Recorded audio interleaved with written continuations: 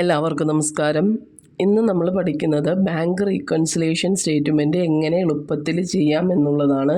Video ശ്രദ്ധിച്ച് അവസാനം വരെ കാണേണ്ടതാണ്. ഞാൻ പറയുന്ന ടിപ്സുകളെല്ലാം നോട്ട്ബുക്കിലേക്ക് എഴുതിയെടുക്കുക. ഞാൻ ചെയ്യുന്നതിനോടൊപ്പം തന്നെ നിങ്ങൾക്ക് പ്രോബ്ലം ചെയ്തു പോയാൽ അത് എളുപ്പത്തിൽ നിങ്ങൾക്ക് ക്യാച്ച് ചെയ്യാൻ സാധിക്കും. ഇതിനു മുമ്പും നമ്മൾ ബാങ്ക് റീകൺസിലേഷൻ സ്റ്റേറ്റ്മെൻറ്റിൻ്റെ പ്രോബ്ലംസ് ചെയ്തിട്ടുണ്ട്. ലിങ്ക് ഡിസ്ക്രിപ്ഷനിൽ കൊടുക്കാം. അതും ഇതിനോടൊപ്പം തന്നെ നിങ്ങൾ ചെയ്ത് പഠിക്കുക.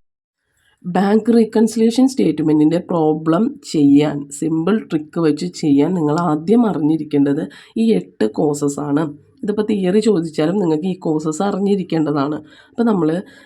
അപ്പോൾ നിങ്ങൾ നോട്ട്ബുക്കിലേക്ക് ഈ 8 കോഴ്സസ് എഴുതിയെടുക്കുക. ഓരോ കോഴ്സസ് എഴുതുമ്പോഴും ഇപ്പോൾ cheque deposited into bank but not yet collected എന്ന് പറയുമ്പോൾ ക്യാഷ് ബുക്ക് ബാലൻസ് ഇൻക്രീസും പാസ്ബുക്ക് ബാലൻസ് ഡിക്രീസ്. ഇത് നമ്മൾ ഈ റെഡിങ് കൊണ്ട് എഴുതിയേക്കുന്നത് നമ്മുടെ പ്രോബ്ലത്തിൻ്റെ ആവശ്യത്തിന് വേണ്ടിയാണ്. പ്രോബ്ലം ചെയ്യാൻ നിങ്ങൾക്ക് ഇത് അറിഞ്ഞിരുന്നാൽ വളരെ സിമ്പിളായിട്ട് നിങ്ങൾക്ക് ഏത് ടൈപ്പ് പ്രോബ്ലം വന്നാലും ചെയ്യാൻ സാധിക്കും.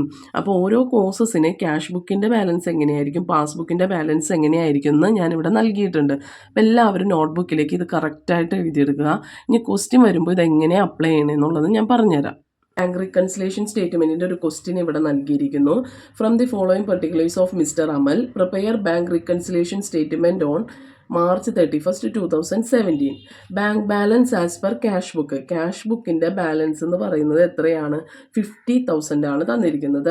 പിന്നെ 4 കോഴ്സസും തന്നിട്ടുണ്ട്. Cheque issued but not presented for payment, the bank had, അങ്ങനെ 4 കോഴ്സസും കൂടി തന്നിട്ടുണ്ട്. അപ്പോൾ നമ്മളിത് ആൻസർ ചെയ്യുമ്പോൾ ഇതെങ്ങനെ എളുപ്പത്തിൽ ചെയ്യണമെന്നുള്ളത് പറയാം. അപ്പോൾ നമ്മളൊരു കാര്യം ശ്രദ്ധിക്കേണ്ടത്, ഇവിടെ തന്നിരിക്കുന്ന സ്റ്റാർട്ടിംഗ് ബാലൻസ് എന്ന് പറയുന്നത് ക്യാഷ് ബുക്ക് ബാലൻസാണ് തന്നിരിക്കുന്നത്. അപ്പോൾ നമുക്ക് കണ്ടുപിടിക്കേണ്ടത് ഇവിടെ ഏതാണ്? പാസ്ബുക്ക് ബാലൻസ് ആണ് കണ്ടുപിടിക്കേണ്ടത്. സ്റ്റാർട്ടിങ്ങിൽ ക്യാഷ് ബുക്ക് ബാലൻസ് ആണ് തന്നിരിക്കുന്നത്. നമുക്ക് കണ്ടുപിടിക്കേണ്ടത് ഏത് ബാലൻസ് ആണ്? പാസ്ബുക്ക് ബാലൻസ് ആണ്. അപ്പോൾ നമുക്ക് തന്നേക്കുന്ന കോഴ്സസിൽ പാസ്ബുക്കിന് എന്ത് സംഭവിക്കുന്നു എന്ന് നോക്കിയാൽ മതി.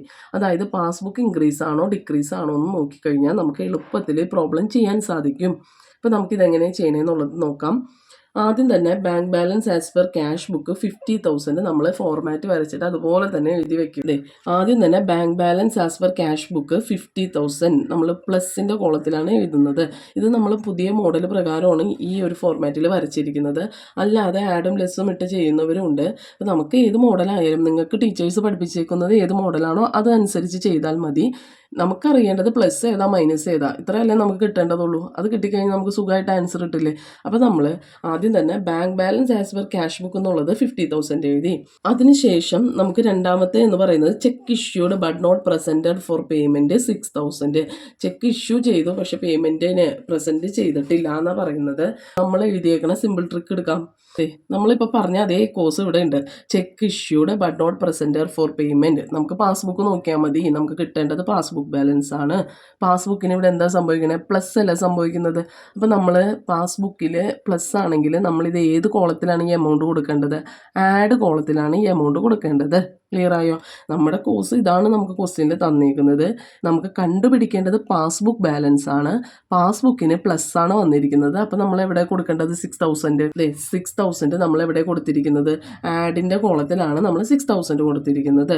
ഇനി രണ്ടാമത്തെ പറയുന്നത്, The bank had directly collected dividend of 8,000 and credited to bank account but was not entered in the cash book. ഇവിടെ തന്നെ നമുക്കറിയാം ഡിവിഡൻഡ് പാസ്ബുക്കിലാണ് എൻ്റർ ചെയ്തേക്കുന്നത്, ക്യാഷ് ബുക്കിൽ എൻ്റർ ചെയ്തില്ല എന്നാണ് പറയുന്നത്. അപ്പം തന്നെ നമുക്ക് മനസ്സിലാക്കാം അവിടെ 8,000 എന്ന് പറയുന്നത് പാസ്ബുക്കിൽ ഇൻക്രീസ് അല്ലേ. ഡിവിഡൻഡ് കളക്റ്റഡ് ആരാ ചെയ്തേക്കുന്നത്? ബാങ്ക് അല്ല കളക്ട് ചെയ്തേക്കുന്നത്. നമ്മുടെ കോഴ്സിലുണ്ട് interest dividend collected but not in the cash book എന്ന് പറയുമ്പോൾ പാസ്ബുക്കിന് എന്താ സംഭവിക്കുന്നത്? ഇൻക്രീസ് ആണ് വരുന്നത്. അപ്പോൾ നമ്മൾ ഈ 8,000 നമ്മൾ എവിടെ കൊടുക്കേണ്ടത്? പ്ലസിൻ്റെ കോളത്തിലാണ് നമ്മൾ 8,000 എൻ്റർ ചെയ്യേണ്ടത്. Dividend directly collected by bank 8,000 പ്ലസിൻ്റെ കോളത്തിൽ. ഇനി നെക്സ്റ്റ് പറയുന്നത്, bank charges of 400 were not entered in the cash book. Bank charges not entered in the cash book എന്ന് പറയണത്. നമ്മുടെ കോഴ്സിൽ നമ്മൾ എഴുതിയിട്ടുണ്ടല്ലോ, ബാങ്ക് ചാർജസ് വരുമ്പോൾ പാസ്ബുക്കിന് എന്താ സംഭവിക്കുന്നത്? മൈനസ് അല്ല വരുന്നത്. അപ്പോൾ ഈ എമൗണ്ട് എവിടെ കൊടുക്കേണ്ടത്? മൈനസ് കോളത്തിലല്ലേ കൊടുക്കേണ്ടത്. ബാങ്ക് ചാർജസിൻ്റെ 400 ഇവിടെ മൈനസ് കോളത്തിലാണ് നമ്മൾ നൽകിയിരിക്കുന്നത്. ലാസ്റ്റ് കോഴ്സ് ഏതാണെന്നോ? A checks for 6,000 was deposited but not collected by the bank. Check deposit ചെയ്തു നോട്ട് കളക്റ്റഡ് ബൈ ബാങ്ക് എന്ന് പറയുമ്പോൾ ഇവിടെ പാസ്ബുക്കിന് എന്താ സംഭവിക്കുന്നത്? മൈനസ് ആണ് ഇവിടെ സംഭവിക്കുന്നത്. ചെക്ക് കളക്ട് ചെയ്തിട്ടില്ല ബാങ്ക്. ചെക്ക് ഡെപ്പോസിറ്റ് ചെയ്തു ബട്ട് നോട്ട് കളക്റ്റഡ് എന്ന് പറഞ്ഞു കഴിഞ്ഞാൽ പാസ്ബുക്ക് മൈനസ് ആണ് വരുന്നത്. നമ്മുടെ ഫസ്റ്റ് കോളത്തിൽ തന്നെ നമ്മുടെ ഫസ്റ്റത്തിൽ തന്നെ കിടക്കുന്ന ചെക്ക് ഡെപ്പോസിറ്റ് ഉണ്ട് but not collected passbook minus ആണ് വരുന്നത്. അപ്പോൾ നമ്മൾ ഈ എമൗണ്ട് എവിടെ കൊടുക്കേണ്ടത്? മൈനസ് കോളത്തിലാണ് കൊടുക്കേണ്ടത്. അപ്പോൾ ഈ ഒരു ഫോർമാറ്റ് പഠിച്ചു കഴിഞ്ഞാൽ നമുക്ക് ഏത് പ്രോബ്ലത്തിലേക്കും ഇത് അപ്ലൈ ചെയ്യാൻ പറ്റും. അപ്പോൾ നിങ്ങൾ ചെയ്യേണ്ടത് 8 കോഴ്സസ് കറക്റ്റായിട്ട് നോട്ട്ബുക്കിലേക്ക് എഴുതിയെടുക്കുക. ഏതെങ്കിലും വിട്ടുപോയിട്ടുണ്ടെങ്കിൽ നിങ്ങൾക്ക് അത് പ്രോബ്ലം ചെയ്യുമ്പോൾ ഇതിൻ്റെ കൂടെ ആഡ് ചെയ്തും വെക്കാവുന്നതാണ്. ഇപ്പോൾ നമ്മൾ പ്ലസിൻ്റെയും ആഡിൻ്റെയും ലെസ്സിൻ്റെയും എമൗണ്ടുകളെല്ലാം എൻ്റർ ചെയ്തു. അതിനുശേഷം ഈ 50,000 6,000 8,000 ആഡ് ചെയ്യുമ്പോൾ 64,000 കിട്ടി. 6,000 4,000 ആഡ് ചെയ്യുമ്പോൾ 6,400 അല്ലേ കിട്ടുന്നത്. അപ്പോൾ ഇവിടെ വലിയ എമൗണ്ട് 64,000 അല്ലേ. അപ്പോൾ 64,000 രണ്ട് സൈഡ് കൊടുത്തു.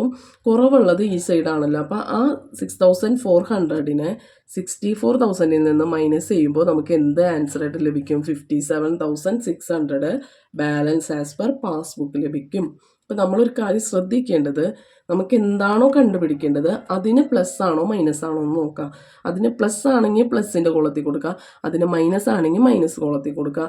അതിനുശേഷം ടോട്ടൽ ചെയ്യുക, മൈനസ് ചെയ്യുക. അപ്പോൾ നമുക്ക് എന്ത് കിട്ടും? ബാലൻസ് ആസ് പെർ പാസ്ബുക്ക് കിട്ടും.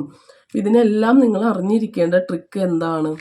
ഈ 8 കോഴ്സസ് പ്ലസും മൈനസും കറക്റ്റായിട്ട് പഠിച്ചാൽ നിങ്ങൾക്ക് ഏതൊരു പ്രോബ്ലം വന്നാലും ചെയ്യാൻ സാധിക്കും. എല്ലാവർക്കും മനസ്സിലായെന്ന് വിചാരിക്കുന്നു. ഇതോടൊപ്പം തന്നെ ഡിസ്ക്രിപ്ഷനിൽ തന്നിരിക്കുന്ന മറ്റ് ബാങ്ക് റീകൺസിലേഷൻ സ്റ്റേറ്റ്മെൻറ്റിൻ്റെ പ്രോബ്ലം കൂടി നിങ്ങൾ ചെയ്ത് പഠിക്കുക.